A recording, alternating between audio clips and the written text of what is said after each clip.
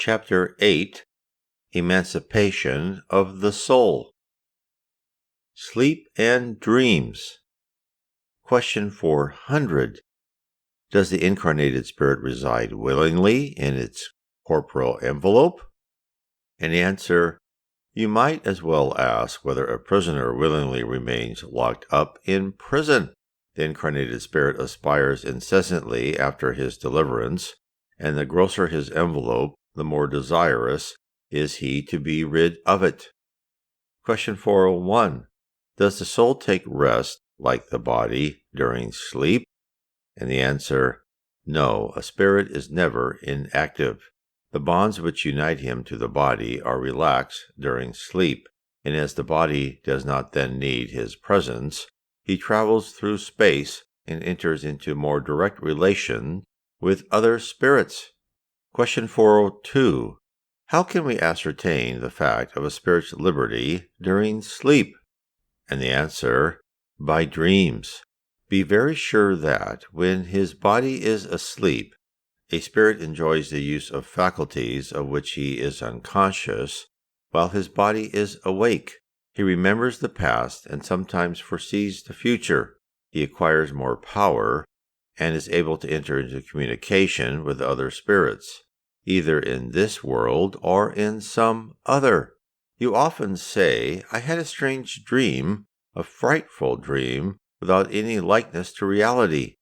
You are mistaken in thinking it to be so, for it is often a reminiscence of places and things which you have seen in the past, or a foresight of those which you will see in another existence, or in this one at some future time.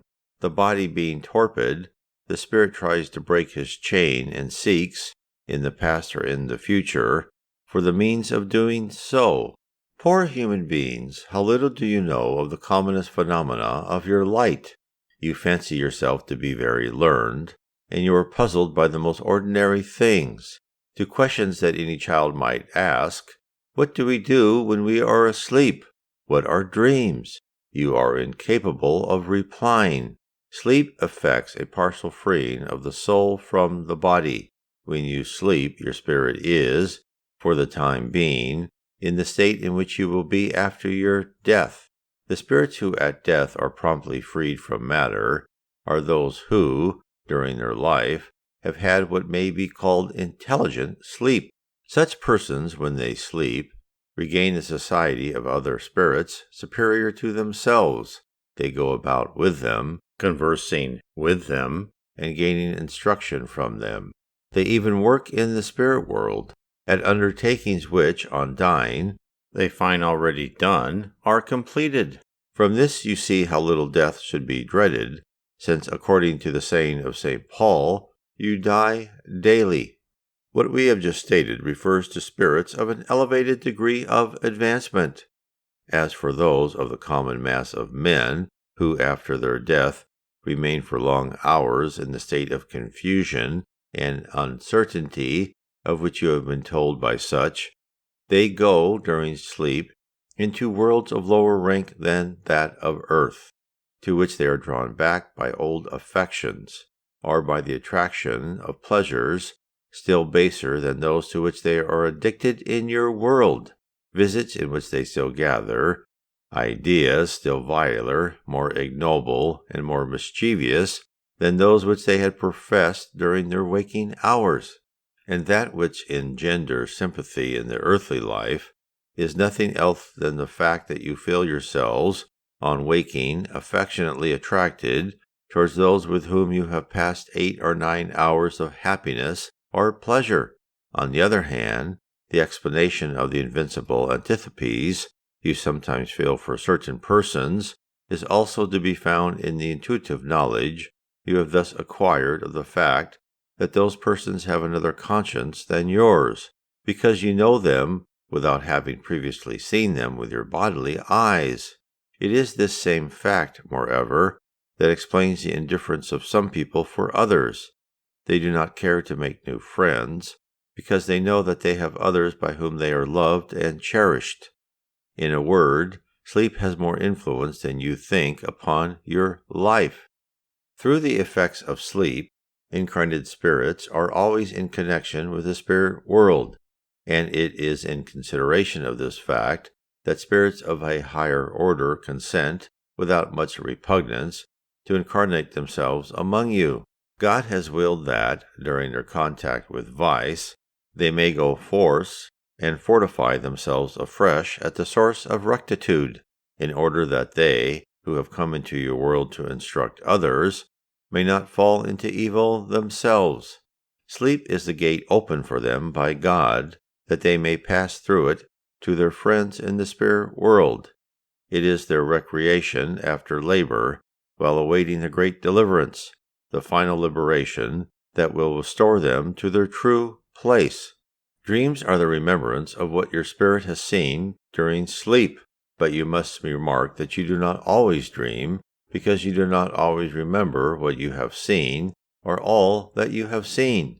Your dreams do not always reflect the action of your soul in its full development, for they are often only the reflex of the confusion that accompanies your departure on your return, mingled with the vague remembrance of what you have done or of what has occupied your thoughts in your waking state.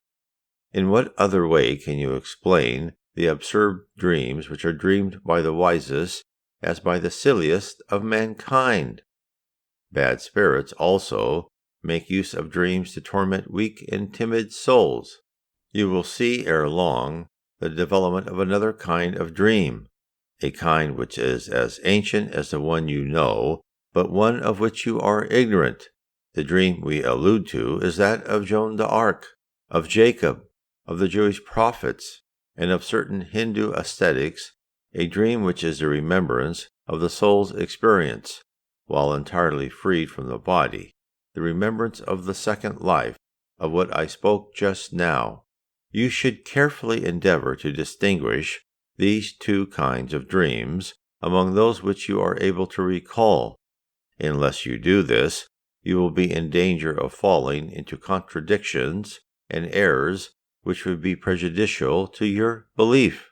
Kardec adds, dreams are a product of the emancipation of the soul, rendered more active by the suspension of the active life of relation, and enjoying a sort of indefinite clairvoyance which extends to places at a great distance from us, or that we have never seen, or even to other worlds.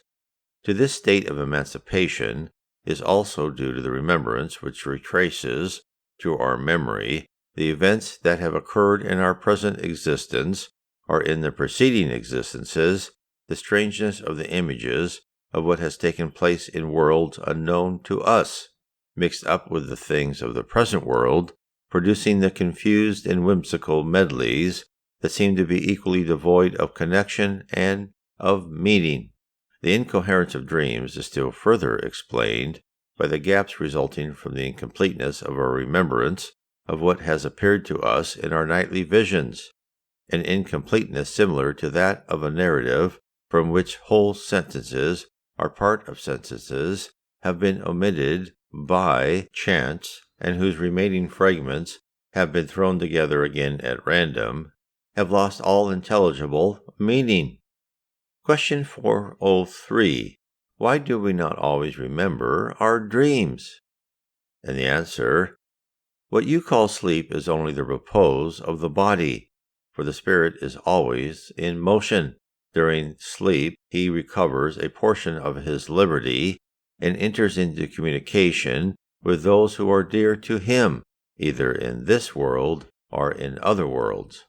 But as the matter of the body is heavy and gross, it is difficult for him to retain on waking the impressions he has received during sleep, because those impressions were not received by him through the bodily organs.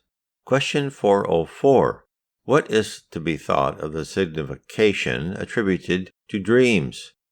And the answer, dreams are not really indications in the sense attributed to them by fortune tellers, for it is absurd to believe that a certain kind of dream announces the happening of a certain kind of event. But they are indications in this sense, vis-a-vis, that they present images which are real for the spirit, though they may have nothing to do with what takes place in his present corporeal life. Dreams are also, in many cases, as we have said, a remembrance.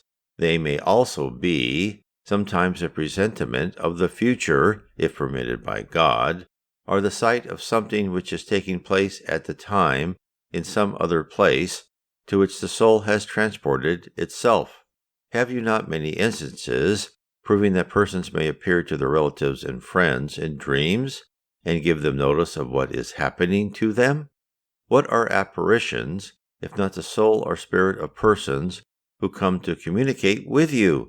When you acquire the certainty that what you saw has really taken place, is it not a proof that it was no freak of your imagination, especially if what you saw were something which you had not thought of when you were awake? Question 405. We often see in dreams things which appear to be presentiments, but which do not come to pass. How is this? And the answer: those things may take place in the experience of the spirit, though not in that of the body. That is to say, that the spirit sees what he wishes to see because he goes to find it. You must not forget that during sleep, the spirit is always more or less under the influence of matter, that consequently he is never completely free from terrestrial ideas, and that the objects of his waking thoughts may therefore give to his dreams the appearance of what he desires or what he fears, thus producing what may be properly termed an effect of the imagination. When the mind is much busied with any idea, it is apt to connect everything it sees with that idea. Question 406. When, in a dream, we see persons who are not well known to us doing things which they are not in any way thinking of, is it not a mere effect of the imagination? And the answer is, of which they are not thinking. How do you know that it is so? Their spirit may come to visit yours, as yours may go visit theirs. And do you not always know in your waking state what they may be thinking of? And besides, you often in your dream apply to persons whom you know, and according to your own desires, reminiscences of what took place or is taking place in other existences. Question 407. Is it necessary to the emancipation of the soul that the sleep of the body should be complete? And the answer: no. The spirit recovers his liberty as soon as the senses become torpid. He takes advantage in order to emancipate himself of every moment of respite left him by the body. As soon as there occurs any prostration of the vital force, the spirit disengages himself from the body, and the feebler the body, the freer is the spirit. Kardec adds, it is for this reason that dozing, or a mere dulling of the senses, often presents the same images as dreaming. Question 408. We sometimes seem to hear within ourselves words distinctly pronounced, but having no connection with what we are thinking of. What is the cause of this? And the answer: yes, you often hear words and even whole sentences, especially when your senses begin to grow torpid. It is sometimes the faint echo of the utterance of a spirit who wishes to communicate with you. Question 409. Often, when only half asleep, and with our eyes closed, we see distinct images, figures of which we perceive the minutest detail. Is this an effect of vision or of imagination? And the answer: the body being torpid, the spirit tries to break his chain. He goes away and sees. If the sleep were deeper, the vision would be a dream. Question 410. We sometimes, when asleep or half asleep, have ideas which seem to us to be excellent, but which, despite all the efforts we make to recall them, are effaced from our memory on waking. Whence comes these ideas? And the answer: they are the result of the freedom of the spirit, who emancipates himself from the body and enjoys the use of other faculties during this moment of liberty. And there are often counsels given to you by other spirits. Follow-up question: What is the use of such ideas and counsels, since we lose the remembrance of them and cannot profit by them? And the answer, those ideas often belong rather to the world of spirits than to the corporeal world. But in general, though the body may forget them, the spirit remembers them, and the idea recurs to him at the proper time in his waking state, as though it were an inspiration of the moment. Question 411. Does the incarnated spirit, when he is freed from matter and acting as a spirit, know the epoch of his death? And the answer, he often has the presentiment of it. He sometimes has a very clear foreknowledge of it, and it is this which gives him the intuition of it in his waking state. It is this also which enables some persons to foresee the time of their death with perfect exactness. Question 412. Can the activity of the spirit, during the repose or the sleep of the body, cause fatigue to the latter? And the answer, yes, for the spirit is attached to the body, as the captive balloon is fastened to the post. And just as the post is shaken by the movements of the balloon, so the activity of the spirit reacts upon the body and may cause it to feel fatigued. Visits between the spirits of living persons. Question 413. The emancipation of the soul during sleep would seem to indicate that we live simultaneously two lives, the life of the body, which is that of exterior relation, and the life of the soul, which is that of occult relation. Is this so? And the answer, during the emancipation of the soul, the life of the latter takes precedence of the life of the body. This, however, does not, strictly speaking, constitute two lives, but rather two phases of one and the same life, for a man does not live a double life. Question 414. Can two persons who are acquainted with each other visit one another in sleep? And the answer, yes, and many others who, in their waking state, do not know that they are acquainted, meet and converse together. You may, without suspecting it, have friends in another country. The fact of going during sleep to visit friends, relative, acquaintances, persons who can be of use to you, is extremely frequent, and you yourselves accomplish these visits almost every night. Question 415. What can be the use of these nocturnal meetings, since we do not remember them? And the answer, the intuition of them generally remains with you in your waking state, and is often the origin of ideas which afterwards occur to you, as it were, spontaneously, without your being able to account for them, but which are really those you had obtained in the spirit intercourse carried on by you during your sleep. Question 416. Can a man ensure the making of spirit visits by the exertion of his will? Can he do so, for example, by saying to himself on going to sleep, I will tonight meet such and such a person in spirit and speak with him about such and such a thing? And the answer is, this is what takes place. The man falls asleep, and his spirit awakens to the other life, but his spirit is often very far from following out the plan which had been resolved upon by the man, for the life of the man excites but little interest in a spirit when he is emancipated from matter. This statement, however, only applies to men who have already reached a certain degree of elevation. The others pass their spirit existence very differently.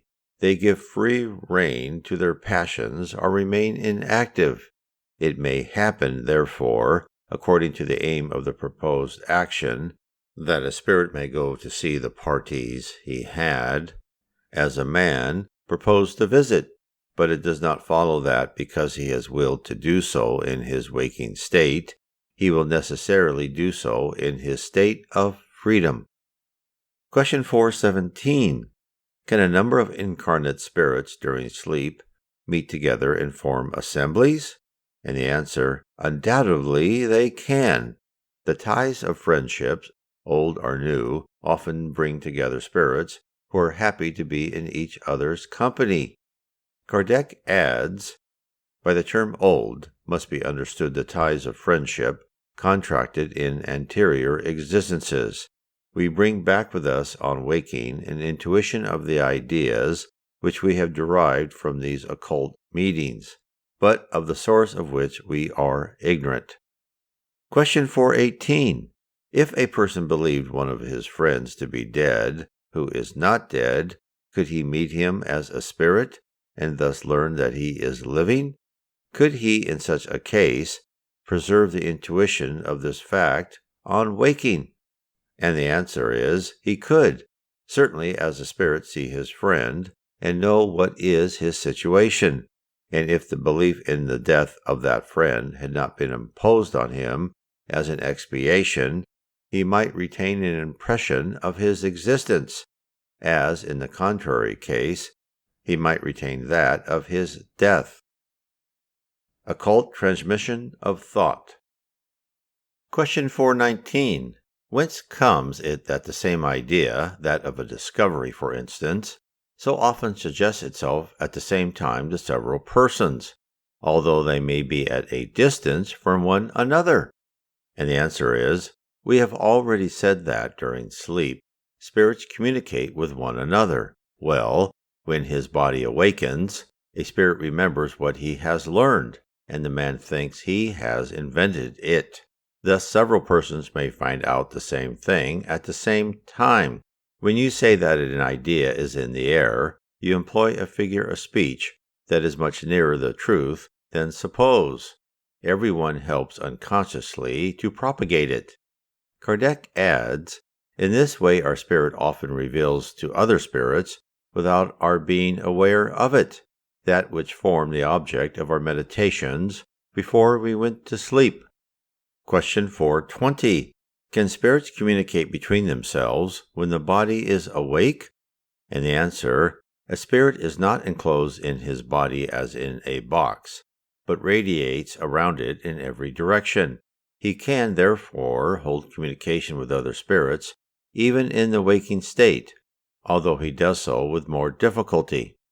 Question 421. How is it that two persons, perfectly awake, often have the same thought at the same moment?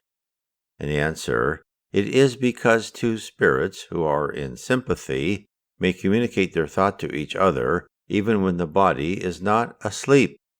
Kardec adds, there is between spirits a communication of thoughts which sometimes enable two persons to see and understand one another without having any need of human speech.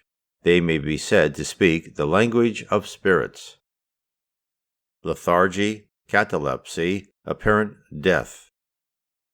Question 422. In lethargy and catalepsy, the patients generally see and hear what takes place around them, but are unable to manifest their impressions. Is it through the eyes and ears of the body that these impressions are received? And the answer, no, they are received by the spirit. The spirit is conscious, but cannot express himself. Follow-up question, why can he not express himself? And the answer, the state of his body prevents his doing so, and this peculiar state of his bodily organs proves that man consists of something more than a body, since the body no longer works, and yet the spirit acts. Question 423. Can a spirit in a state of lethargy separate himself entirely from his body, so as to give to the latter all the outward appearances of death, and afterwards come back and inhabit it? And the answer is, in lethargy the body is not dead, for it still accomplishes some of its functions. Its vitality is latent, as in the chrysalis, but is not annihilated, and the spirit is united to his body as long as it remains alive. When once the links which keep them together are broken by the death and disaggregation of the bodily organs, the separation is complete, and the spirit never again comes back to his body. When one who was apparently dead comes to life again, it is because the process of death was not entirely consummated. Question 424. Is it possible, by means of timely help, to renew the ties which were ready to break, and to give back life to a person who, but for this help, would have definitely ceased to live? And the answer, yes, undoubtedly, and you have proofs of this every day.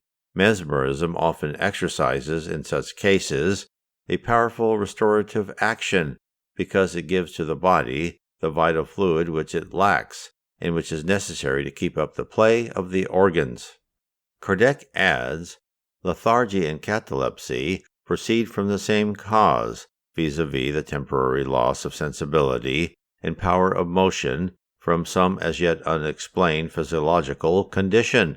They differ in this respect, that in lethargy the suppression of the vital force is general and gives to the body the appearance of death, whereas in catalepsy that suppression is localized and may affect a more or less extensive portion of the body, while leaving the intelligence free to manifest itself, a fact which does not allow it to be confounded with death. Lethargy is always natural. Catalepsy is sometimes spontaneous, but it may be produced and dissipated artificially by mesmeric action. Somnambulism. Question 425. Is there any connection between natural somnambulism and dreaming?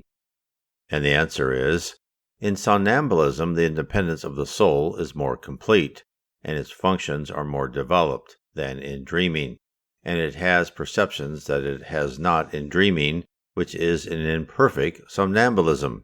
In somnambulism the spirit is entirely freed from the action of matter, the material organs, being in a sort of catalepsy, are no longer receptive of external impressions. This state most frequently occurs during sleep, because the spirit is then able to absent itself from the body, which is given up to the repose that is indispensable to matter. When somnambulism occurs, it is because the spirit of the sleeper, intent upon doing something or other that requires the aid of the body, makes use of it in a manner analogous to that in which spirits make use of a table or other material object, in producing the phenomena of physical manifestations or of a human hand, in giving written communications. In the dreams of which a man is conscious, his organs, including those of memory, are beginning to awaken, and as they only receive and transmit to the spirit imperfectly the impressions made on them by exterior objects or action, the spirit, who is then in a state of repose, only perceives these impressions through confused and often disconnected sensations, which in many cases are still further confused by being mingled with vague remembrances of his present life and interior existences. It is easy, therefore, to understand why somnambulists do not remember their visions, and why the greater number of the dreams you remember have no rational meaning. I say the greater number, for it sometimes happens that dreams are the consequence of a precise remembrance of events that have occurred in one of your former lives, or even a sort of intuition of the future. Question 426. Is there any connection between what is called mesmeric somnambulism and natural somnambulism? And the answer, they are the same thing, the only difference between them being that one of them is artificially produced. Question 427. What is the nature of the agent called the magnetic or mesmeric fluid? And the answer, it is the vital fluid, animalized electricity, a modification of the universal fluid. Question 428. What is the nature of somnambulic clairvoyance? And the answer, we have told you that it is soul sight. Question 429. How can the somnambulist see through opaque bodies? And the answer, it is only to your gross organs that bodies are opaque. Have we not told you that matter is not an obstacle for a spirit, since he passes freely through it? A somnambulist often tells you that he sees through his forehead, his knee, etc., because you, being plunged in matter, do not understand that he can see without the help of organs. He himself, influenced by your ideas, believes that he needs those organs, but if you left him to himself, he would understand that he sees through every part of his body, or rather, that he sees independently of his body. Question 430. Since the clairvoyance of the somnambulist is that of his soul or of his spirit, why does he not see everything, and why does he so often make mistakes? The answer: in the first place, spirits of low degree do not see and comprehend everything, for, as you know, they still share your errors and your prejudices, and in the next place, as long as they remain more or less attached to matter, they have not the use of all their spirit faculties. God has given the faculty of clairvoyance to man for a serious and useful purpose, and not to inform him of what is not permitted to him to know, and that is why somnambulists do not know everything. Question 431. What is the source of the somnambulist's innate ideas, and how can he speak correctly of things of which he is ignorant in his waking state, and which are even more above his intellectual capacity? And the answer: a somnambulist may possess more knowledge than you give him credit for, but this knowledge is latent in his waking state, because his envelope is too imperfect for him to be able to remember all that he knows as a spirit. But, in point of fact, what is he? Like all of us, he is a spirit who has been incarnated in matter for the accomplishment of his mission, and his going into the somnambulic state rouses him from the lethargy of incarnation. We have repeatedly told you that we relive many times. It is this changing of our existences that causes him to lose sight, in a new connection with matter, of what he may have known in a preceding one. On entering into the state which you call a crisis, he recalls what he has formerly known, but not always with completeness. He knows, but he cannot tell whence he derives his knowledge, nor in what way he possesses it. The crisis over, his reminiscences fade from his consciousness, and he re-enters the obscurity of corporeal life. Kardec adds, experience shows us that the somnambulist also receives communications from other spirits who tell them what they are to say and supply what is lacking on their part. This supplementing of their insufficiency is often and especially witnessed in medical consultations of the spirit of the clairvoyant seeing the malady and another spirit indicating the remedy required. This double action is often patent to bystanders and is also frequently revealed by such expressions on the part of the somnambulist as, "I am told to say," or "I am forbidden to say," etc. In the latter case, it is always dangerous to persist in the effort to obtain a revelation refused by the clairvoyant, because by doing so, we open the door to frivolous and unscrupulous spirits who prate about everything without any regard to veracity. Question 432. How do you explain the power of seeing at a distance possessed by some somnambulist? And the answer: does not the soul transport itself to a distance during sleep? It does the same thing in somnambulism. Question 433. Does the greater or lesser degree of somnambulic clairvoyance depend on the physical organization of the body, or on the nature of the spirit incarnated in it? And the answer: on both. But there are physical qualities that allow the spirit to liberate himself more or less easily from matter. Question 434. Are the faculties enjoyed by the somnambulist the same as those possessed by the spirit after death? And the answer: they are the same, but only up to a certain point, for you have to take into account the influence of the matter to which he is still attached. Question 435. Can somnambulists see other spirits? And the answer: that depends on the nature and degree of their faculties. The greater number of them see other spirits perfectly well, but they do not always recognize them at once as being such, and thus mistake them for corporeal beings, a mistake that is often made by somnambulists, and especially by those among them who know nothing of Spiritism. Not understanding anything of the essence of spirits, they are astonished at seeing them in human form, and suppose them to be living persons. Kardec adds, the same effect is produced at the moment of death in the consciousness of those who suppose themselves to be still living. Nothing about them appears to be changed. The spirits around them seem to have bodies like ours, and they take the appearance of their own body to be that of a real body of flesh. Question 436. When a somnambulist sees objects at a distance, does he see them with his body or with his soul? The answer: why should you ask such a question, since it is the soul that sees and not the body? Question 437. Since it is the soul that transports itself to a distance, how is it that the somnambulist feels in his body the sensation of the heat or cold of the place where his soul is, and which is sometimes very far from the place where his body is? The answer: his soul has not entirely quitted his body, to which it is still attached by the link which unites them together. It is this link that is the conductor of sensation. When two persons in two different cities correspond with each other by electricity, it is the electricity that constitutes the links between their thoughts and enables them to communicate with one another as though they were close together. 438. Is the state of the somnambulist influenced after death by the use he has made of his faculty?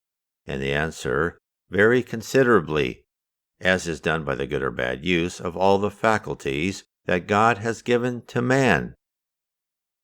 Trance. Question 439. What difference is there between trance and somnambulism? And the answer is: trance is a more refined somnambulism. The soul, when in trance, is still more independent. Question 440. Does the soul of the ecstatic really enter into higher worlds? The answer: yes, he sees them and perceives the happiness of those who are in them, but there are worlds that are inaccessible to spirits who are not sufficiently purified. Question 441. When a person in a trance expresses the desire to quit the earth, does he speak sincerely, and is he not retained by the instinct of self-preservation? And the answer: that depends on the degree of the spirit's purification.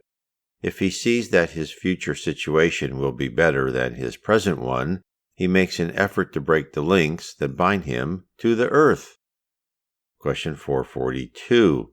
If the ecstatic were left to himself, might his soul definitely quit his body? And the answer: yes, he might die, and it is therefore necessary to call him back by everything that may attach him to the lower life, and especially by making him see that, if he breaks the chain which keeps him here, he'll have to take the most effectual means of preventing his staying in the world in which he perceives that he would be happy. Question 443. The ecstatic sometimes professes to see things which are evidently the product of an imagination, impressed with earthly beliefs and prejudices. What he sees, therefore, is not always real? And the answer: what he sees is real for him, but as his spirit is always under the influence of terrestrial ideas, he may see it in his own way, or, to speak more correctly, he may express it in a language accommodated to his prejudices, or to the ideas in which he has been brought up, or to your own, in order the better to make himself understood. It is in this way that he is most apt to err. Question 444. What degree of confidence should be accorded to the revelations of persons in a state of trance? And the answer: the ecstatic may very frequently be mistaken, especially when he seeks to penetrate what must remain a mystery for man, for he then abandons himself to his own ideas, or becomes the sport of deceiving spirits, who take advantage of his enthusiasm to dazzle him with false appearances. Question 445. What inductions are to be drawn from the phenomena of somnambulism and of trance? May they not be considered of a sort of initiation into the future life? And the answer: It would be more correct to say that in those states, the somnambulist may obtain glimpses of his past and future lives. Let men study those phenomena. He will find in them the solution of more than one mystery, which his unassisted reason seeks in vain to penetrate. Question 446. Could the phenomena of somnambulism and trance be made to accord with theoretic materialism? And the answer, he who should study them honestly and without preconceived ideas could not be either a materialist or an atheist. Second sight. Question 447. Is there any connection between the phenomena of what is designated as second sight and those of dreaming and those of somnambulism? The answer, they are all the same thing. What you call second sight is also a state in which the spirit is partially free, although the body is not asleep. Second sight is soul sight. Question 448. Is the faculty of second sight a permanent one? The answer, the faculty of second sight is permanent, but its exercise is not. In worlds less material than yours, spirits free themselves from matter more easily and enter into communication with one another simply by thought, without, however, excluding the use of articulate speech. In those worlds, second sight is, for the greater part of their inhabitants, a permanent faculty. Their normal state may be compared to that of lucid somnambulism among you, and it is for this reason that they manifest themselves to you more easily than those who are incarnated in bodies of a grosser nature. Question 449. Does second sight occur spontaneously or through an exertion of the will of those who possess that faculty? And the answer, it generally occurs spontaneously, but the will, nevertheless, often plays an important part in producing this phenomena. Take, for example, the persons who are called fortune tellers, and some of whom really have that power, and you will find that the action of their will helps them to this second sight and to what you call vision. Question 450. Is second sight susceptible of being developed by exercise? And the answer, yes. Effort always leads to progress, and the veil which covers things becomes more transparent. Follow-up question, is this faculty a result of physical organization? And the answer, organization has undoubtedly a great deal to do with it. There are organizations with which it is compatible. Question 451. How is it that second sight appears to be hereditary in certain families? And the answer, this proceeds from similarity of organization, which is transmitted like other physical qualities, and also from the development of the faculty through a sort of education, which also is transmitted from one generation to another. Question 452. Is it true that circumstances develop second sight? And the answer, illness, the approach of danger, any great commotion may develop it. The body is sometimes in a state which allows of the spirit seeing what cannot be seen with the fleshly eye. Kardec adds, times of crisis and calamity, powerful emotions, all the causes, in short, which excite the moral nature, may develop second sight. It would seem as though Providence gave us, when in the presence of danger, the means of escaping it. All sects and all parties subjected to persecution have offered numerous instances of this fact. Question 453. Are the persons who are gifted with second sight always conscious of their faculty? And the answer, not always. It appears to them to be altogether natural, and many of them suppose that, if everybody observed their own impressions, they would find themselves to be possessed of the same power. Question 454. May we attribute to a sort of second sight the perspicacity of those persons who, without being remarkably gifted in other ways, possess an unusually clear judgment in relation to the things of everyday life? And the answer, Such clearness of judgment is always due to a freer radiation of the soul, enabling the man to see more correctly than those whose perceptions are more densely veiled by matter. Follow-up question: can this lucidity of judgment in some cases give the foreknowledge of future events? And the answer: yes, it may give presentiments, for there are many degrees in this faculty, and the same person may possess all those degrees, as he may possess only some of them. Explanation of somnambulism, trance, and second sight. Question 455. The phenomena of natural somnambulism occurs spontaneously and independently of any known external cause. But in persons endowed with a special organization, they may be produced artificially through the action of the mesmeric agent. The only difference between the state designated as mesmeric somnambulism and natural somnambulism is that the one is artificially produced, while the other is spontaneous. And the answer: natural somnambulism is a notorious fact, the reality of which few now dispute, notwithstanding the marvelous character of the phenomena it presents. Why then should mesmeric somnambulism be regarded as more extraordinary or incredible, simply because it is produced artificially, like so many other things? It has been abused by charlatans, some persons will reply, but that fact only affords an additional reason for not leaving it in their hands. When science shall have taken possession of it, charlatanism will have much less credit with the masses, but meanwhile, as somnambulism, both natural and artificial, is a fact, and as a fact cannot be argued down. It is making its way, despite the ill will of its adversaries, and obtaining a footing even in the temple of science, which it is entering by a multitude of side doors, instead of entering by the principal one. It is right to be there, will, ere long, be fully recognized. For the Spiritist, somnambulism is more than a physical phenomena. It is a light thrown on the subject of psychology. It is a state in which we can study the soul, because in it the soul shows itself, so to say, without covering. Now, one of the phenomena that characterize the soul is clear seeing independent of the ordinary visual organs.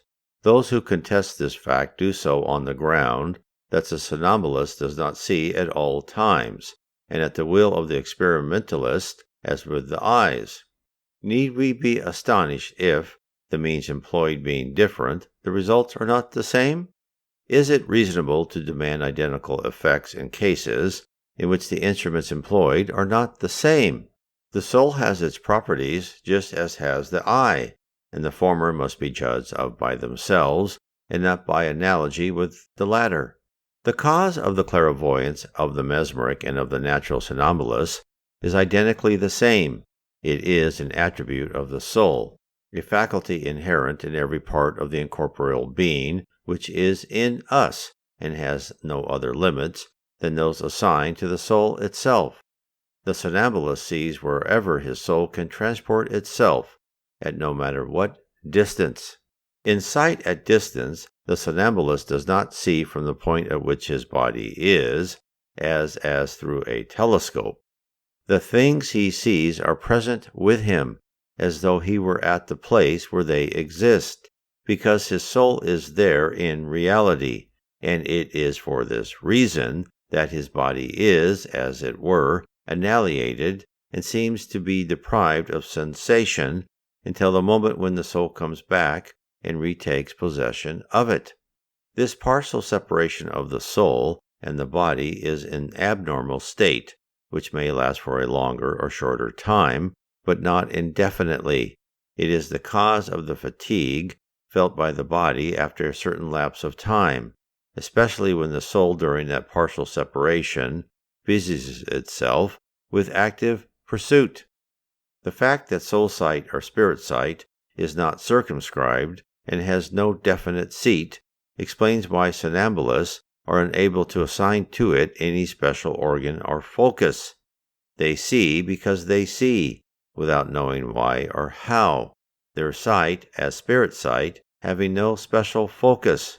If they refer their perception to their body, this focus seems to be in the organic centers in which the vital activity is greatest, especially in the brain, in the epigastric region, or in whatever organ appears to them to be the point at which the bond between the spirit and the body is most tenacious.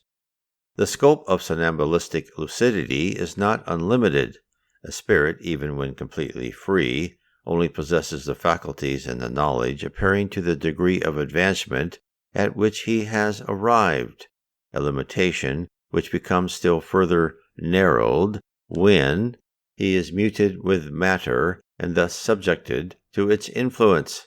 This is the reason why somnambulistic clairvoyance is neither universal nor infallible, and its infallibility is all the less to be counted on when it is turned aside from the aim which has been assigned to it by nature, and made a mere matter of curiosity and experimentation. In the state of comparative freedom in which the somnambulist finds himself, he enters more easily into communication with other spirits, incarnate or discarnate, and this communication is established through the contact of the fluids which compose the perispirits and serve, like the electric wire, for the transmission of thought. The somnambulist, therefore, has no need of articulate speech as a vehicle of thought, which he feels and divines, a mode of perception that renders him eminently accessible to and impressionable by the influences of the moral atmosphere in which he finds himself. For the same reason, a numerous concourse of spectators, and especially of those who are attracted by a more or less malevolent curiosity, is essentially unfavorable to the manifestation of his peculiar faculties, which close up, so to say, at the contact of hostile influences, and only unfold freely in intimacy and under the influence of sympathetic surroundings. The presence of those who are malevolent or antithetic produces upon him the effect of the contact of the hand upon a sensitive plant. The somnambulist sees at the same time his own spirit and his body. They are, so to say, two beings which represent to him his double existence, spiritual and corporeal, and which, nevertheless, are blended into one by the ties which united them together. The somnambulist does not always comprehend this duality, which often leads him to speak of himself as though he were speaking of another person.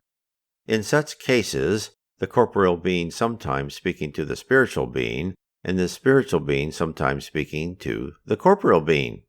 The spirit acquires an increase of knowledge and experience in each of his corporeal existences.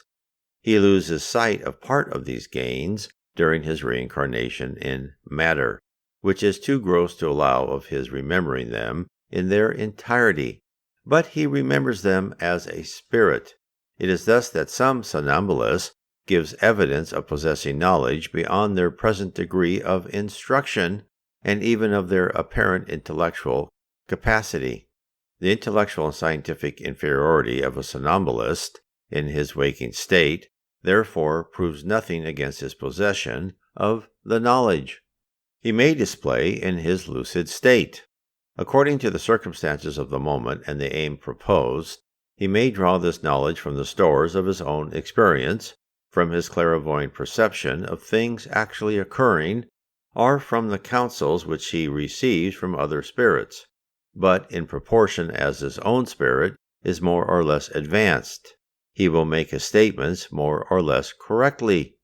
In the phenomena of somnambulism, whether natural or mesmeric, Providence furnishes us with the undeniable proof of the existence and independence of the soul, by causing us to witness the sublime spectacle of its emancipation from the fetters of the body, and thus enabling us to read our future destiny as in an open book.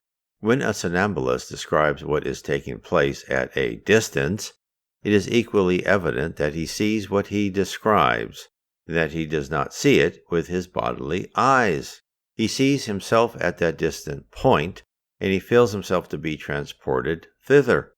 Something of himself, therefore, is really present at that distant point, and that something, not being his body, can only be his soul or his spirit. While man, in the search of causes of his moral being, loses himself in abstract and unintelligible metaphysical subtleties, God places daily before his eyes, and within reach of his hand, the simplest and most certain means of the study of experimental psychology. Trance is the state in which the soul's independence of the body is made most clearly visible, and, so to say, palpable to the senses of the observer. In dreaming and somnambulism, the soul wanders among terrestrial worlds. In trance, it penetrates into a sphere of existence of another order, into that of the etherealized spirits with whom it enters into communication, without, however, being able to overstep certain limits which it could not pass without entirely breaking the links that attach it to the body. Surrounded by novel splendors, enraptured by harmonies unknown to earth, penetrated by bliss that defies description, the soul enjoys a foretaste of celestial beatitude, and may be said to have placed one foot on the threshold of eternity. In the state of trance, the annihilation of corporeal ties is almost complete. The body no longer possesses anything more than organic life, and we feel that the soul is only held thereto by a single thread, without any further effort on its part, would break forever. In this state, all earthly thoughts disappear, and give place to the purified perception that is the very essence of our material being. Entirely absorbed in this sublime contemplation, the ecstatic regards the earthly life as being merely a momentary halt upon our eternal way. The successes and misfortunes of this lower world, its gross joys and sorrows, appear to him only as the futile incidents of a journey of which he is delighted to foresee the end. It is with ecstatics as with somnambulists. Their lucidity may be more or less perfect, and their spirit, according as it is more or less elevated, is also more or less apt to apprehend the truth of things.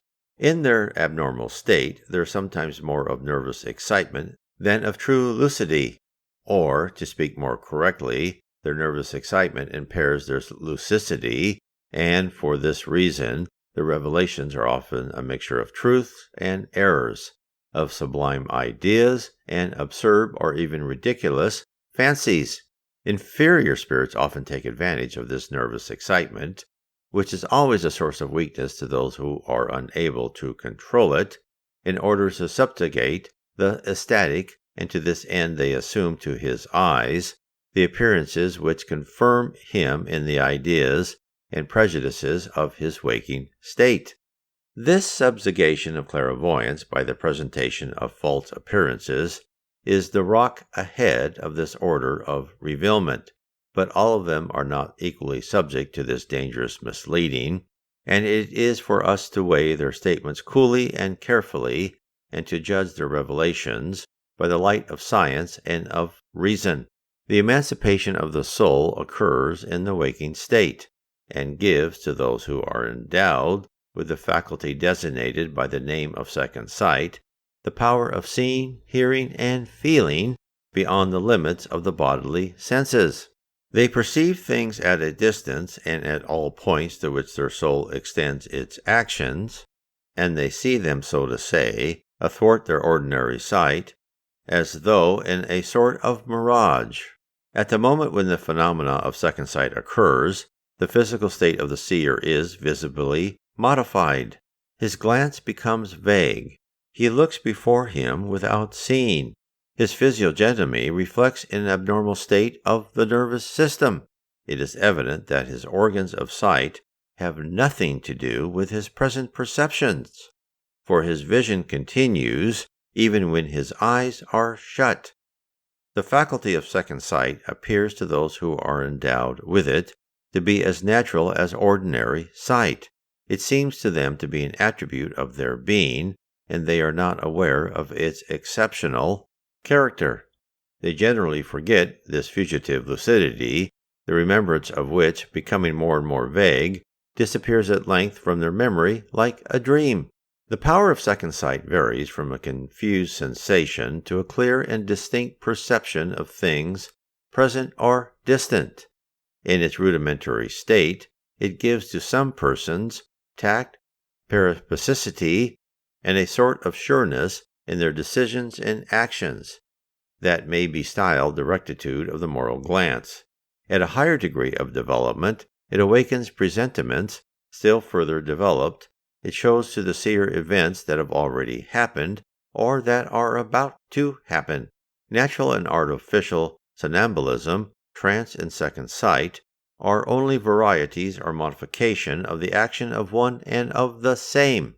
Like dreams, they are a branch of natural phenomena and therefore existed in every age. History shows us that they have been known and even abused from the remotest antiquity, and they furnish the explanation of innumerable facts which superstitious prejudices have led men to regard as supernatural. For those interested in learning more about Spiritism, you can find the entire The Spirits book on PDF. Look up Allan Kardec /PDF on your favorite search engine.